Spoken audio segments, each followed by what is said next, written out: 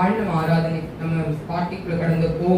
கர்த்தர் உன்னை மென்மையாக வைப்பார், நீ கலங்காதே மனமே.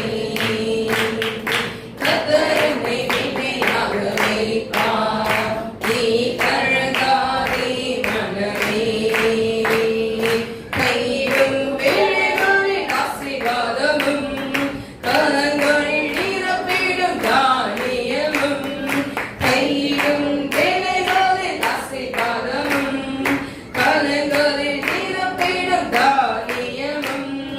நிறைவான நன்மை உண்டாக கர்த்தர் உன்னை மென்மையாக வைப்பார்.